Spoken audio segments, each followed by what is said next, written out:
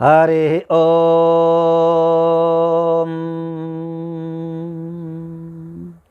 ओम अस्मद्गुरुभ्यो नमः। ओम अस्मत्परम गुरुभ्यो नमः। ओम अस्मत्सर्वगुरुभ्यो नमः। श्रीमते रामानुजाय नमः।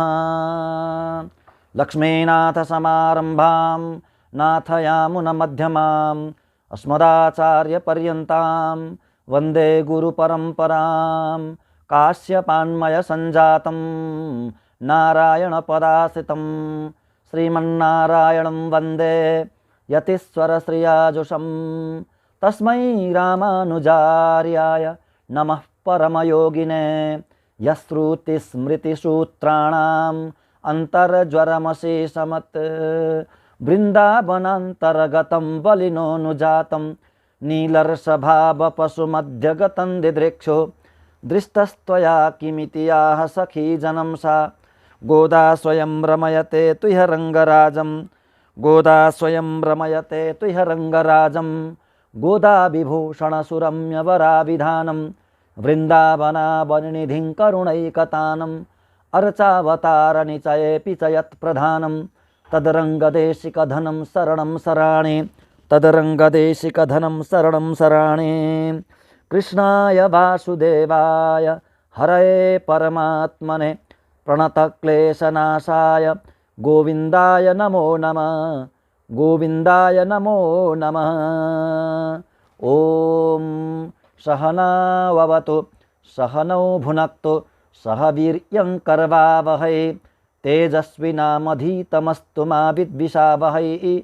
ॐ शान्ति शान्ति शांति। हरि ओम।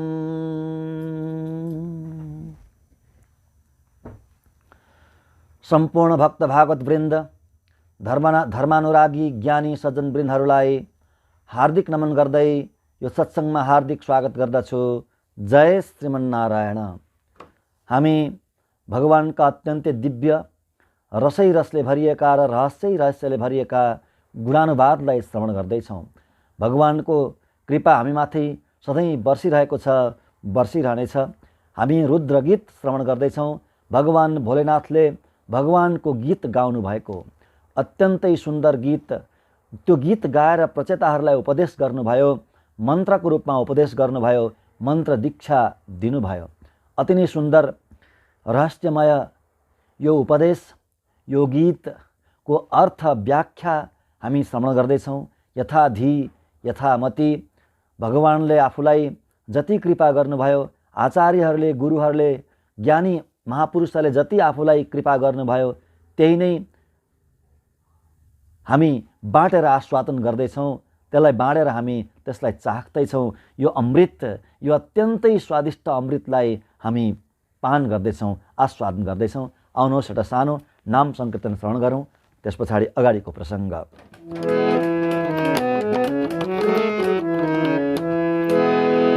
हा हा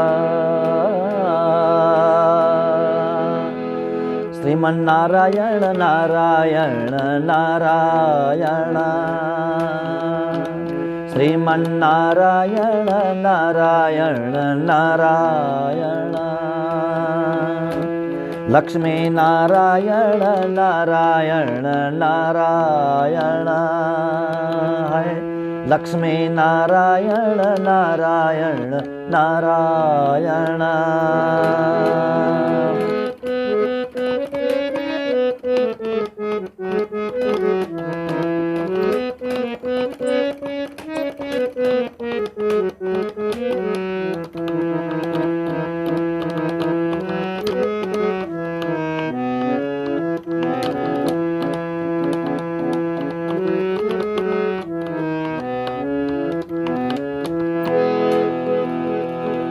मुक्ति नारायण नारायण नारायण मुक्ति नारायण नारायण नारायण मुक्ति नारायण नारायण नारायण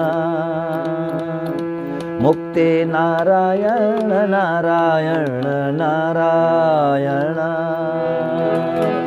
श्रीमन्नारायण नारायण नारायण लक्ष्मी नारायण नारायण नारायण श्रीमन्नारायण नारायण नारायण लक्ष्मी नारायण नारायण नारायण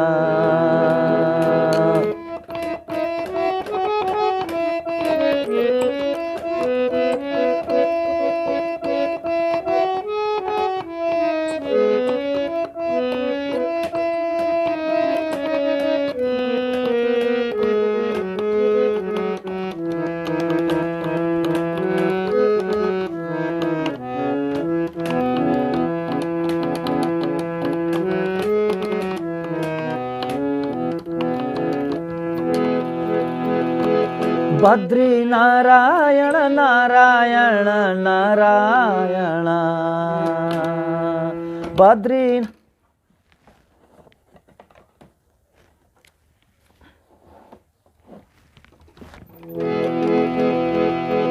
बद्री नारायण नारायण नारायण बद्री नारायण नारायण नारायण बद्री नारायण नारायण नारायण हाय बद्री नारायण नारायण नारायण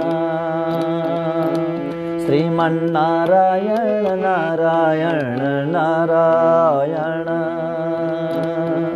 लक्ष्मी नारायण नारायण नारायण श्रीमन्नारायण नारायण नारायण लक्ष्मी नारायण नारायण नारायण हाय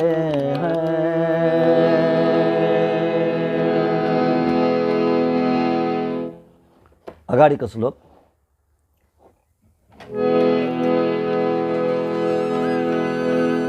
पदासरथ पद्मपलास रोचिषा नखद्युभिर्नोन्तरघं विधुन्वता प्रदर्शय स्वीयमपास्तसाध्वसं पदं गुरोर्मार्ग गुरोस्तमोजुषा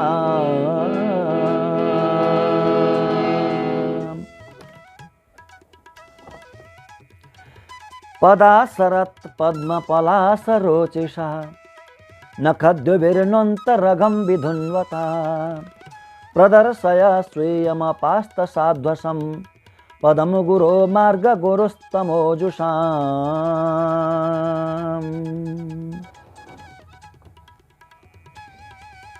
भगवानको दिव्य मङ्गल विग्रहको दर्शनको लागि फेरि प्रार्थना गर्नुहुन्छ। पहिला प्रार्थना गर्नुभयो, भागवतहरूले अर्चना गर्ने हजुरको त्यो दिव्य मङ्गल विग्रहको हामीलाई दर्शन गराउनु हे प्रभु, प्रदर्शय भागवतार्चनम भनेर सुरु गर्नुभयो र बीचमा भगवानको त्यो दिव्य मङ्गल विग्रहको झाँकीको वर्णन गर्नुभयो। प्रत्येक अवयवको सुन्दरताको वर्णन गर्नुभयो भगवान भोलेनाथले। यसरी वर्णन गरिसकेर भगवानको त्यो सुन्दरताको वर्णन गरिसकेर गीत गाइसकेर फेरि प्रार्थना गर्नुहुन्छ। एकपल्ट फेरि प्रार्थना गर्नुहुन्छ, हे प्रभु यस्तो रूप देखाइदिनु हामीलाई, एकपल्ट देखाइदिनु। पदासरत पद्मपलास रोचिषा, हजुरको चरणार बिन्दको दर्शन गराइदिनु। पदा त्यो चरणार बिन्दद्वारा चरणार बिन्दले चरणले दर्शन गराइदिनु। पदा चरणले हैन, चरणद्वारा दर्शन गराइदिनु। कस्ता छन् भगवानका चरणारविन्द?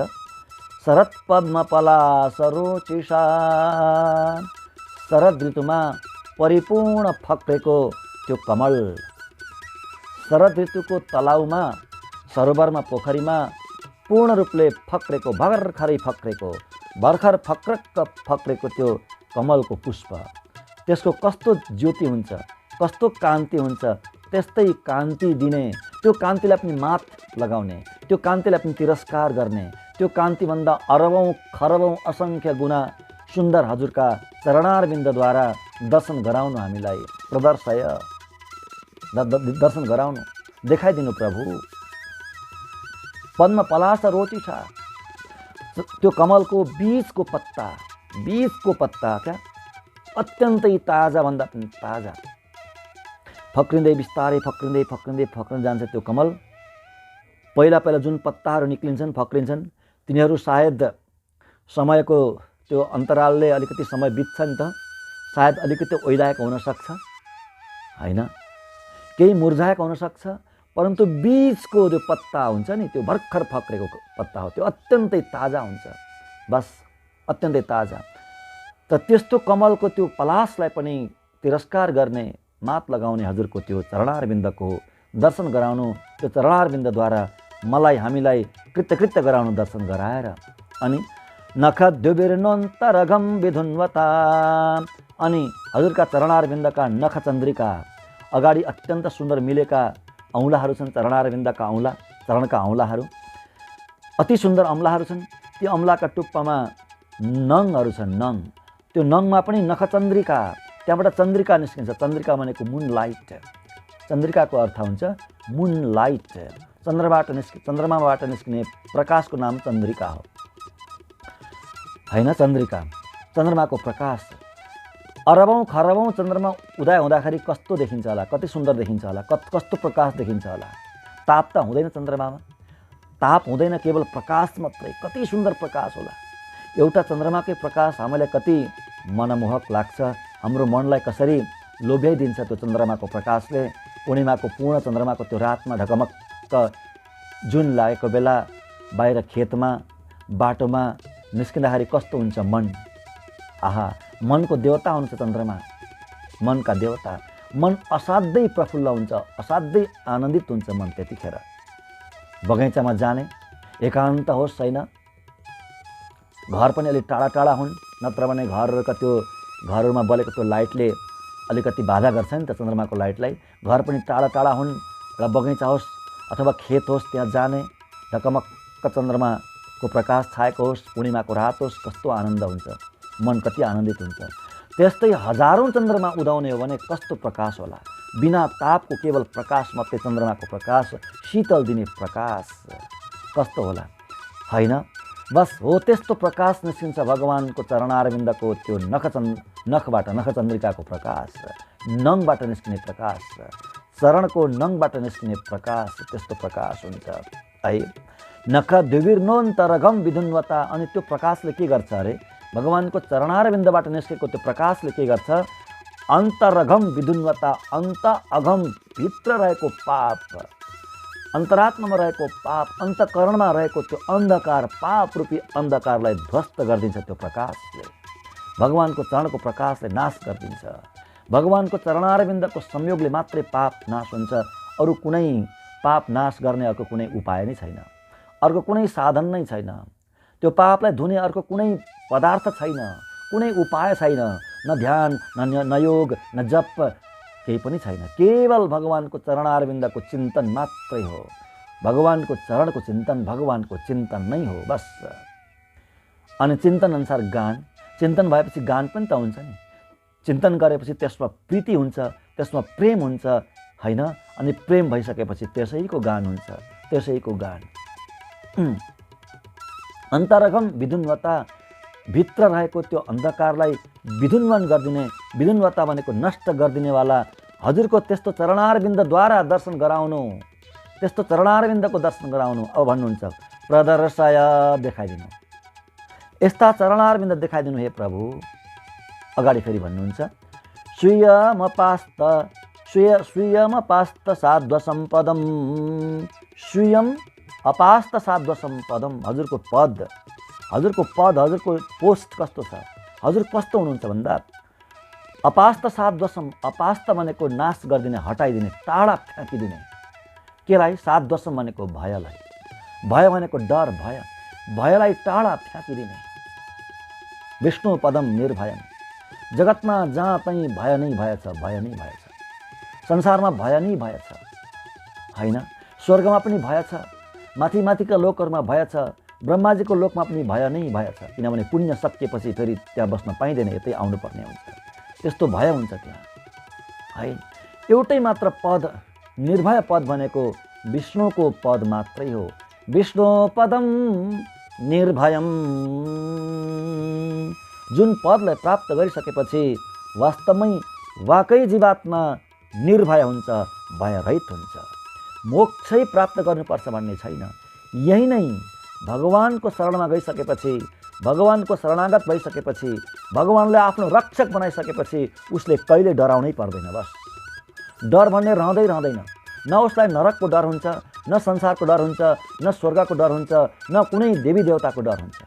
कसैको डर हुँदैन, भगवानको पनि डर हुँदैन। वाह, भगवानको पनि डर हुँदैन। सबभन्दा डरलाग्दो वस्तु भनेको त भगवान हो। हेर्नुहोस्, सबभन्दा डराउनु पर्ने डरलाग्दो पदार्थ कुनै छ भने, डरलाग्दो कुनै त्यस्तो चिज छ भने त्यो भनेको ईश्वर हो, भगवान हो, नारायण नै हो। किनभने सर्वशक्तिमान उही हो, जे पनि गर्न सक्छ, जहाँ पनि फ्याँकिदिन सक्छ। बाफरे, शरणमा नलिएर संसारमा फ्याँकिदियो भने के गर्ने? त्यो सबभन्दा ठुलो डर हो कि होइन? सबभन्दा ठुलो डर त्यही हो। परन्तु शरणागत भइसकेपछि लक्ष्मीजी साथमा हुनुहुन्छ, आचार्य गुरु साथमा हुनुहुन्छ, त्यसैले डर हुँदैन, भगवानको पनि केही चल्दैन। लक्ष्मीको सिफारिस भइसकेपछि, आचार्यको सिफारिस भइसकेपछि भगवानको पनि केही चल्दैन, भगवानको दाल गल्दैन। त्यसैले भगवानदेखि पनि डराउँदैनन् भगवानका भक्तहरू, भगवानदेखि पनि डर हुँदैन भक्तहरूलाई। त्यति निर्भयका त्यति निर्भय। भगवानदेखि डराउनुपर्छ, यसको मतलब भगवानदेखि डराउँदै नडराउने, जे पाए त्यही गर्ने भन्ने अर्थ लगाउनु हुँदैन, होइन। यो त भावनात्मक कुरा, एकदम गहिरो भावनात्मक कुरा हो क्या यो भनेको नि। मोक्ष मिल्ला कि नमिल्ला भन्ने डर, क्या संसार नाश होला कि नहोला भन्ने डर, मोक्ष नपाएर संसारमै बसिएला कि भन्ने डर, त्यो डर हुँदैन। भगवानले संसारमै राख्नु होला कि भन्ने डर हुँदैन भगवानदेखि पनि, त्यो डर हुँदैन भगवानका भक्तहरूलाई। लक्ष्मीजी साथमा हुनुहुन्छ, आफ्ना आचार्य साथमा हुनुहुन्छ। त्यसैले त्यस्तो डरलाई हटाइदिने हुनुहुन्छ हजुर, नाश गरिदिनेवाला हुनुहुन्छ हजुर। अपास्त साथ दोषम पदम स्वयं पदम, हजुरको त्यस्तो पद देखाइदिनु, त्यस्तो पद देखाइदिनु। हे प्रभु, विष्णु पदम निर्भयम, त्यो निर्भय पद देखाइदिनु, हजुरलाई नै देखाइदिनु। बस हजुरको दर्शन गराउनु, बस त्यही नै त हो पद भनेको। भगवानको पद भनेको के हो? भगवान नै त हुनुहुन्छ नि, अर्को के छ र पद? भगवानको पद त्यो वैकुण्ठ के पद हो र? भगवान हुनुहुन्छ भने त वैकुण्ठ छ, भगवान हुनुहुन्न भने किन जानु त्यहाँ?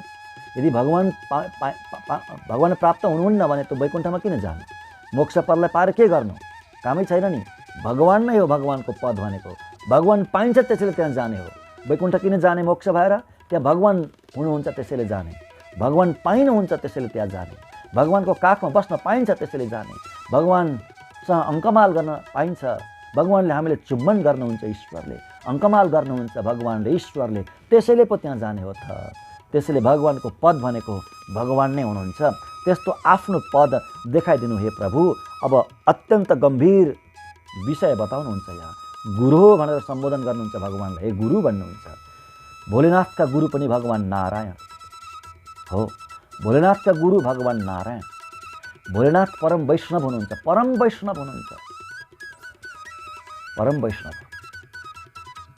पार्वती पनि परम वैष्णवै हुनुहुन्छ, पति पत्नी दम्पति नै एकदम वैष्णवै हुनुहुन्छ है। भोलेनाथका गुरु भनेको स्वयं नारायण, दीक्षा दिने गुरु, वैष्णव दीक्षा दिने गुरु स्वयं नारायण। पार्वतीका गुरु हुनुहुन्छ वामदेव ऋषि। यो रहस्य पद्म पुराणमा आउँछ, हेर्नुहोस्। वामदेव ऋषिबाट वैष्णव दीक्षा लिनुभएको हो पार्वतीजीले। भगवान शङ्करले स्वयं नारायणबाट दीक्षा लिनुभएको, त्यसैले गुरु भन्नुभयो। गुरु, हे गुरु, हे मेरा गुरु, हे आचार्य। तमोजुसाम भनेको तमोगुणले युक्त भएकाहरूको लागि, अन्धकारले युक्त भएकाहरूको लागि, अन्धकारमा फँसेकाहरूको लागि, रुमलिएकाहरूको लागि, हे गुरु, हजुर नै मार्ग गुरु, हजुरको मार्गको गुरु हजुर नै हुनुहुन्छ। हजुरलाई, हजुरको प्राप्तिको मार्ग, हजुरको प्राप्तिको मार्गको गुरु को भन्दा हजुर नै हो, पहिलो आचार्य। श्रीयै नमः, श्रीधराय नमः भनेर हामी वैष्णवहरू अर्चना गर्छौँ भगवानलाई। सबभन्दा पहिला अस्मत् गुरुभ्यो नमः, अस्मत् परम गुरुभ्यो नमः, अस्मत् सर्व गुरुभ्यो नमः, श्रीमते रामानुजाय नमः, श्री पराङ्कुशदासाय नमः, श्रीमती यामुना मुनाय नमः, श्री रामेश्वराय नमः, श्री पुण्डरीकाक्षाय नमः, श्रीमन्नाथ मुनाय नमः, श्रीमते षडकोपाय नमः, श्रीमते विश्वक्सेनाय नमः, श्रीयै नमः, श्रीधराय नमः। अस्मत् गुरुभ्यो नमःदेखि लिएर अझै माथि आचार्यको त्यो गुरु परम्परालाई अनुसन्धान गर्दै जाँदा श्रीधराय नमः, श्रीधर भगवान नारायण नै पहिलो गुरु हुनुहुन्छ। त्यसैले भगवानलाई प्राप्त गराउने गुरु भगवान नै हो। पहिलो गुरु भनेको, पहिलो आचार्य भनेको भगवान नै हुनुहुन्छ। यो रहस्य शङ्करजीले यहाँ बताउनु भयो हैन।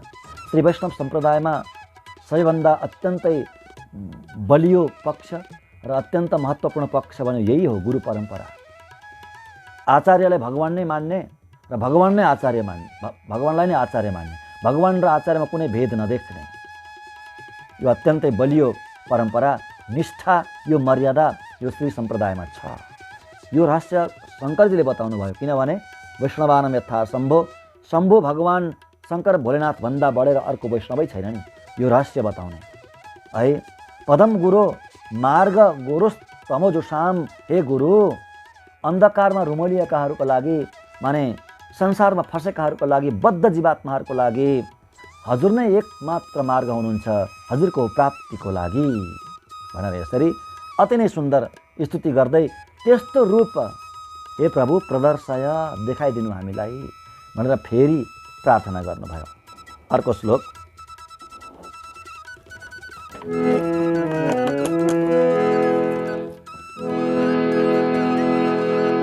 एतत् रूपम् अनुद्धेयम्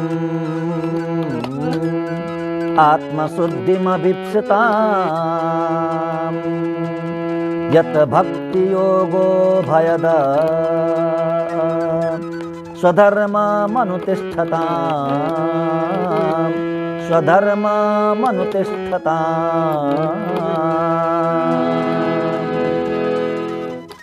एतत् रूपम् अनुद्धेयम् आत्मशुद्धिमभीप्सिताम् भक्तियोगो भयद यद् भक्तियोगो भयद स्वधर्ममनुतिष्ठताम्। हे प्रभु, एतत् रूपम् अनुद्धेयम्, अत्यन्तै दुर्लभ यो रूप हो, त्यसलाई बताउनुहुन्छ कि अत्यन्तै दुर्लभ यो रूप हो भनेर बताउनुहुन्छ। एतत् रूपम् अनुद्धेयम्, हे प्रभु यही रूप नै हो ध्यान गर्न योग्य। अनुद्धेयम्, यही रूप नै हो, अरू कुनै रूप हुँदैन ध्यान गर्ने। ध्यानको अरू कुनै रूप हुँदैन। भगवान भोलेनाथ भन्नु हुँदैछ यहाँ। निराकार ज्योतिको ध्यान गर्ने बताउनुहुन्छ कसैले के बताउनुहुन्छ। यहाँ भ्रिकुटीमा चिन्तन गर्ने अथवा यता कता हेर्ने, कता चिन्तन गर्ने, ज्योतिको दर्शन हुन्छ, त्यही नै हो ब्रह्म भनेर यस्तो के प्रचार गरिन्छ, के ध्यानको विधिहरू सिकाइन्छ। यी सब फेक हुन्। यी सब फेक फिलोसोफी र यी फेक एक्ट्सहरू हुन्। सबै यी एक्टिभिटिजहरू सबै फेक हुन्। भगवान भोलेनाथ शङ्करजी परम प्रमाण हुनुहुन्छ यहाँ। उहाँभन्दा ज्ञानीहरूको को होला? के भन्नुहुँदैछ? यही रूप नै हो ध्यानको रूप। भागवतमा जहीँ तहीँ चाहे नारदजीले बताउनुहुन्छ, चाहे यहाँ भोलेनाथले बताउनु हुँदैछ, चाहे कपिलदेवले बताउनुहुन्छ हैन, जसले बताउनुहुन्छ ध्यानको रूप यही नै हो भनेर बताउनुहुन्छ। यही बताउनुहुन्छ ध्यानको रूप, भगवानको दिव्य मङ्गल विग्रहको ध्यान। के भन्नुहुन्छ? एतत् रूपम् अनुद्धेयम्, यही रूप नै। योभन्दा अगाडि भगवानको जुन अवयवको वर्णन गर्नुभयो नि, मुकुटदेखि लिएर चरणारविन्दसम्मका अवयवहरूको अङ्गहरूको वर्णन गर्नुभयो नि, बस त्यही नै हो। ध्यानको विषय त्यही नै हो।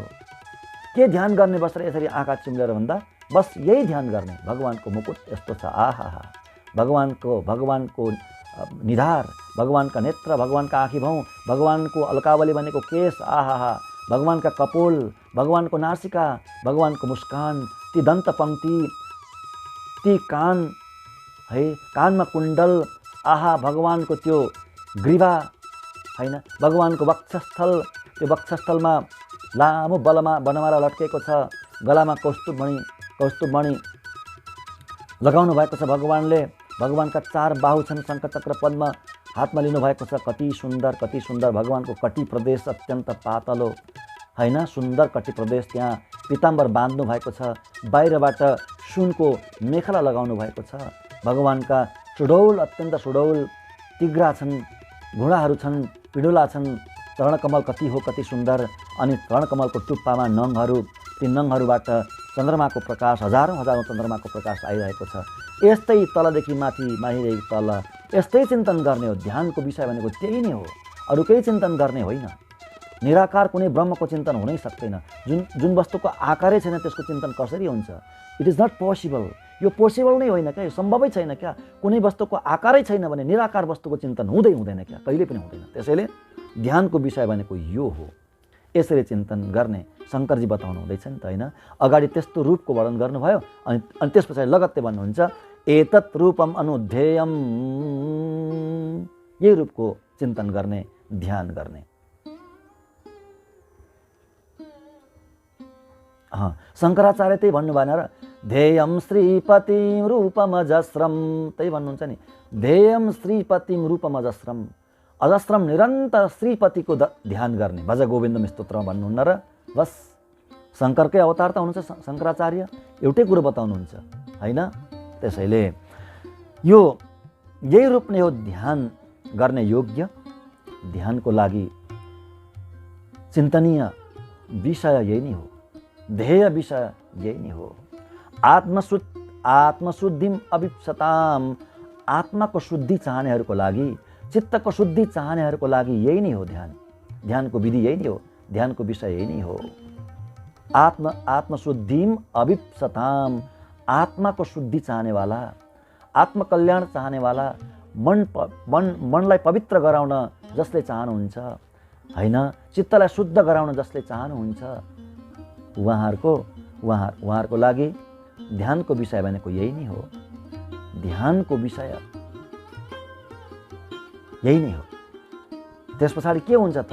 यसरी चिन्तन गरिसकेपछि के हुन्छ त? अब बताउनुहुन्छ, अब त्यसको रिजल्ट बताउनुहुन्छ। यत् भक्ति योगो भयद स्वधर्मम अनुतिष्ठताम, आफ्नो धर्मको स्वधर्मम अनुतिष्ठताम, आफ्नो धर्मको पालना गर्दै गर्दै यसरी चिन्तन गर्नु। आफ्नो धर्म छोड्नु हुँदैन। शङ्करजी भोलेनाथ भन्नु हुँदैछ है, भगवान् भोलेनाथ।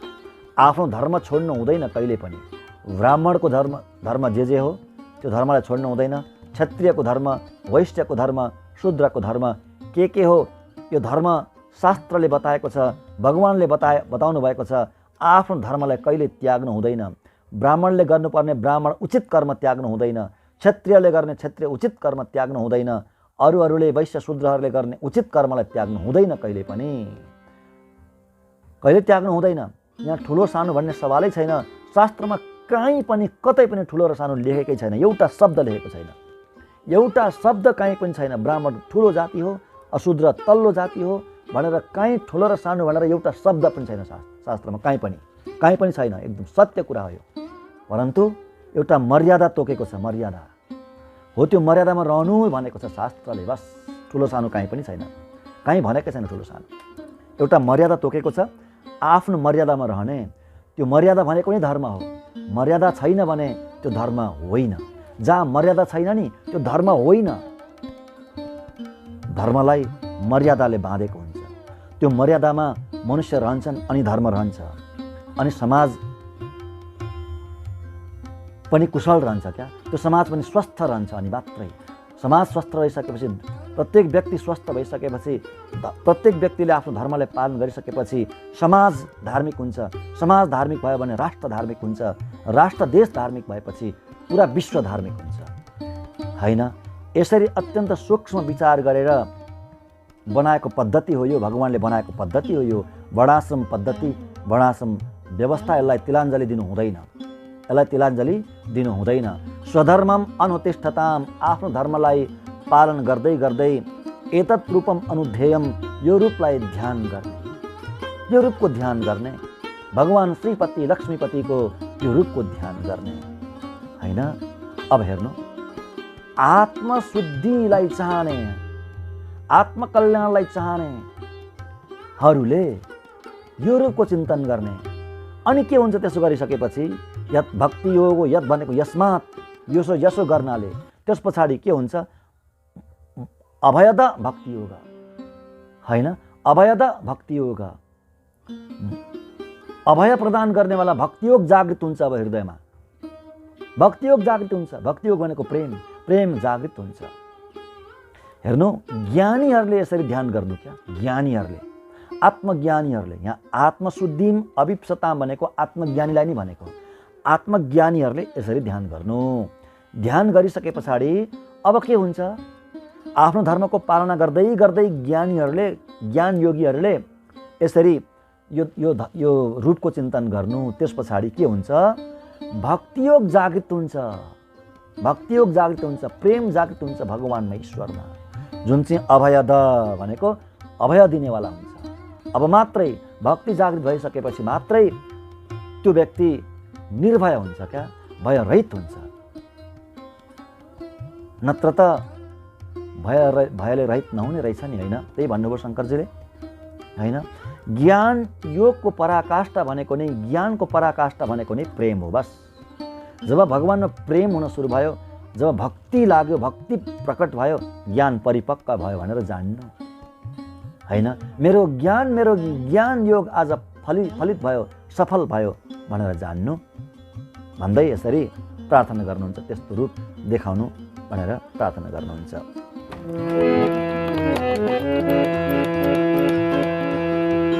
वेंकट नारायण नारायण नारायण, वेंकट नारायण नारायण नारायण, वेंकट नारायण नारायण नारायण, वेंकट नारायण नारायण नारायण, श्रीमन्नारायण नारायण नारायण, लक्ष्मी नारायण नारायण नारायण, श्रीमन्नारायण नारायण नारायण, लक्ष्मी नारायण नारायण नारायण।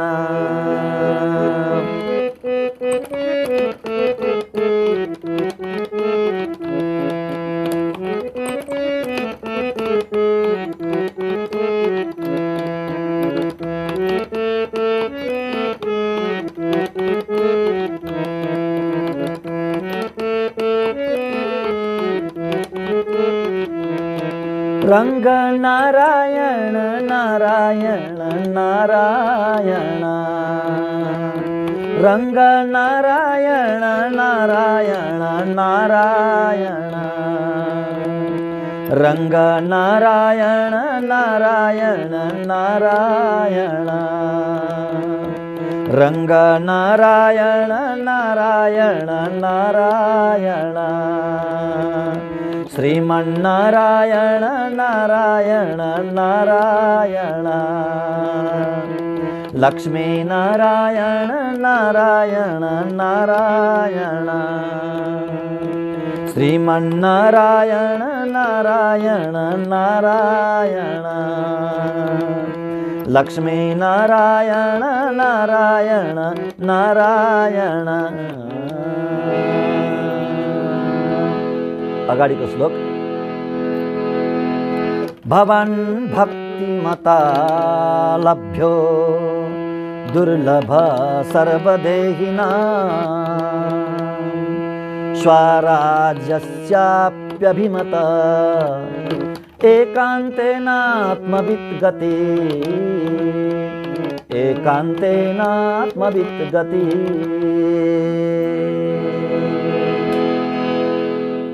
भवान् भक्तिमता लभ्यो दुर्लभ सर्वदेहिनां, स्वराज्यस्याप्यभिमत एकान्तेनात्मवित् गतिः।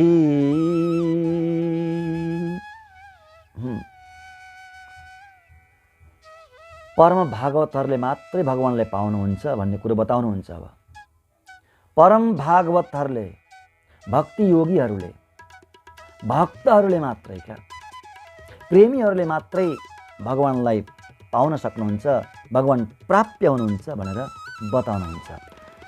भवान् भक्तिमता लभ्यो दुर्लभ सर्वदेहिनां। भगवान भनेको हजुर, हजुर, हजुर हे भगवान हजुर।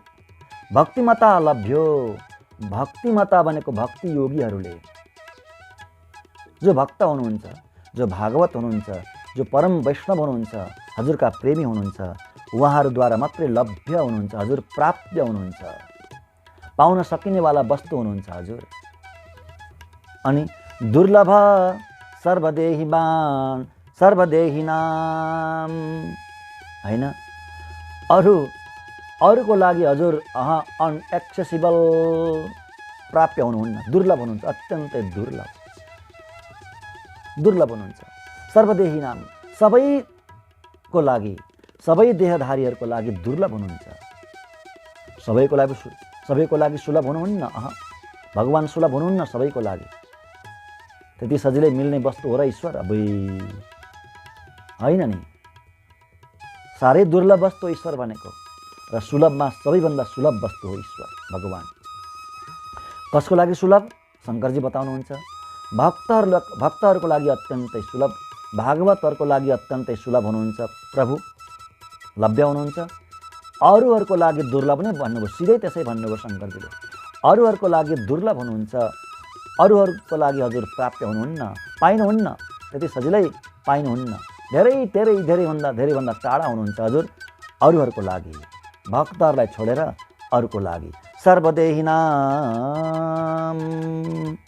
अब हजुरको यो पद भनेको, यो रूप भनेको नि, जुन रूप बताउनु भयो अगाडि पहिला वर्णन गर्नुभयो, भगवानको जुन रूपको वर्णन गर्नुभयो, त्यो रूप कस्तो छ अरे भन्दा स्वराज्यास्याप्यभिमत, स्वराज्यास्य अपि अभिमत। स्वराज्य भनेको मोक्षकै नाम हो। आपनोति स्वराज्यम भनेर आउँछ उपनिषदमा।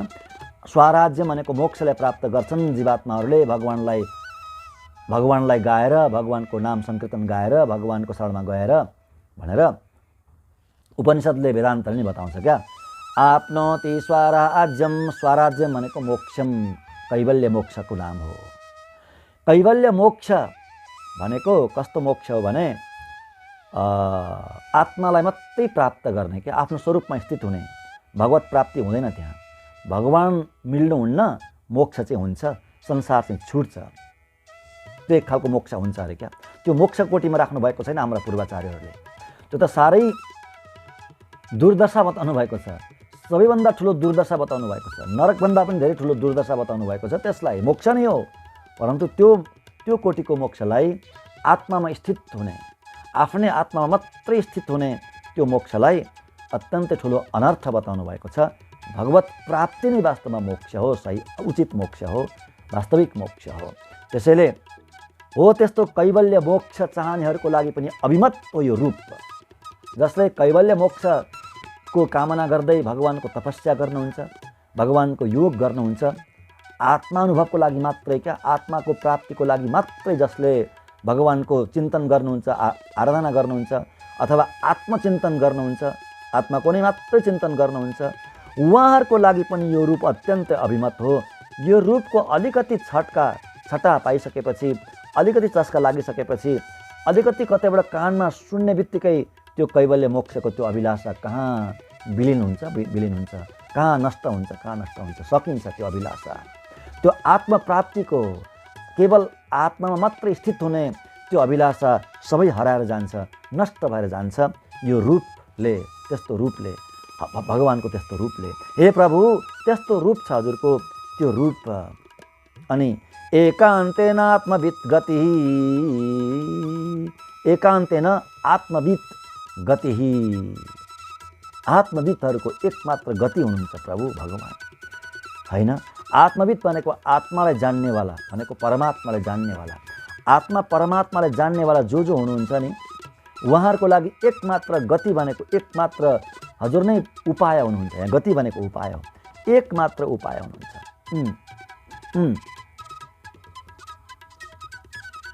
फल पनि हो, एकमात्र फल, एकमात्र उपाय हजुर मात्रै हो, हजुर मात्रै हो। कैवल्यको गति, कैवल्यको गति भन्नाले कैवल्यलाई पनि नाश गरिदिनेवाला, कैवल्यलाई पनि नाश गरिदिनेवाला, कैवल्य इच्छालाई पनि नाश गरिदिनेवाला हजुरको त्यो रूप। त्यो इच्छालाई नाश गरेर हजुरको त्यो रूप को अभिलाषा जागृत गराइदिनेवाला, त्यो रूपको प्राप्तिको अभिलाषा जागृत गराइदिनेवाला हुन्छ हजुरको त्यो रूप। हे प्रभु, त्यस्तो रूप हामीलाई देखाउनु भन्नुहुँदैछ। अब अर्को एउटा श्लोक। तम दुराराध्यमाराध्य शतामपि दुरापया एकांत भक्त्या को वाञ्छेत पादमूलं विना बहि, पादमूलं विना बहि। तम दुराराध्यमाराध्य शतामपि दुरापया एकांत भक्त्या को वाञ्छेत पादमूलं विना बहि। तम त्यस्तो हजुरलाई प्रभुलाई कस्तो हुनुहुन्छ? दुराराध्यम, आराधना गर्दै नसकिने, पूजा गर्नै नसकिने। कसरी पूजा गर्ने? वाह, भगवानको पूजा, ईश्वरको पूजा सामान्य हो? कसरी गर्ने? बापरे, कसरी गर्ने होला? होइन, भगवानको पूजा गर्ने कसैको हिम्मत हुन्छ? ईश्वरको पूजा गर्ने कसैको हिम्मत हुन्छ? सोच्ने हो भने होइन।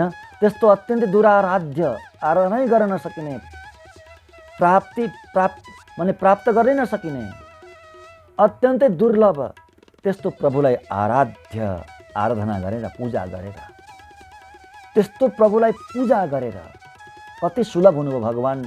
त्यस्तो प्रभु, अखिल कोटि ब्रह्माण्ड नायक त्यस्तो प्रभु। अरे, एउटा मन्त्रीलाई भेट्न जान कति गाह्रो हुन्छ, प्रधानमन्त्रीलाई भेट्न जान त्यति सजिलो छ?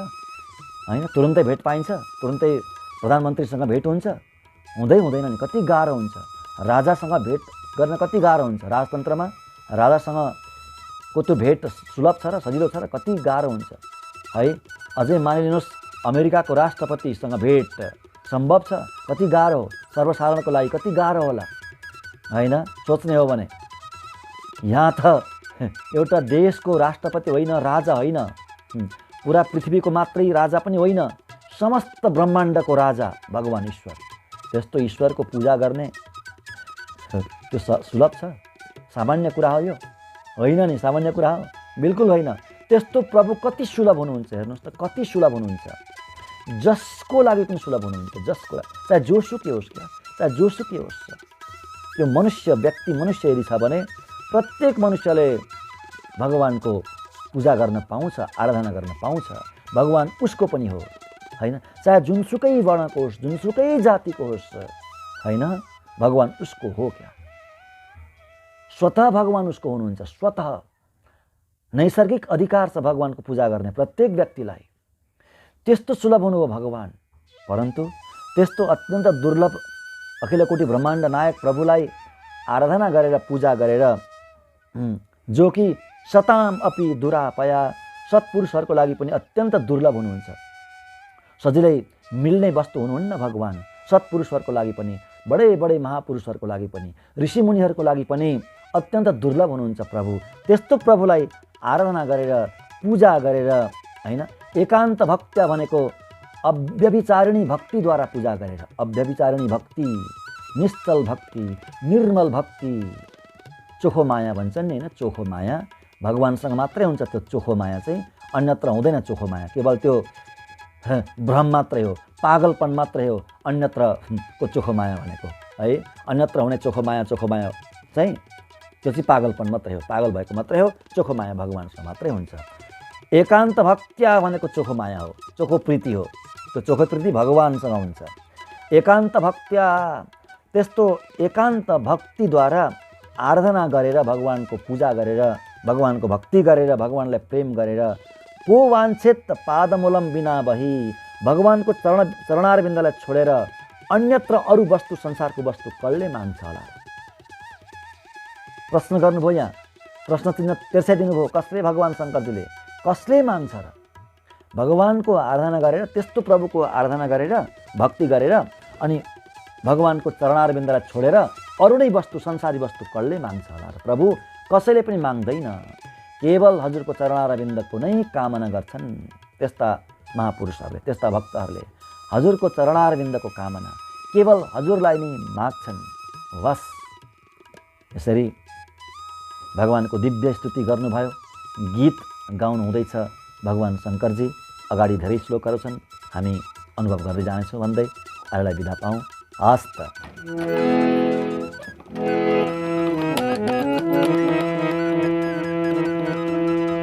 गोदा नारायण नारायण नारायण, गोदा नारायण नारायण नारायण, गोदा नारायण नारायण नारायण, गोदा नारायण नारायण नारायण, गोदा नारायण नारायण नारायण, गोदा नारायण नारायण नारायण, श्रीमन्नारायण नारायण नारायण, लक्ष्मी नारायण नारायण नारायण, श्रीमन्नारायण नारायण नारायण, लक्ष्मी नारायण नारायण नारायण।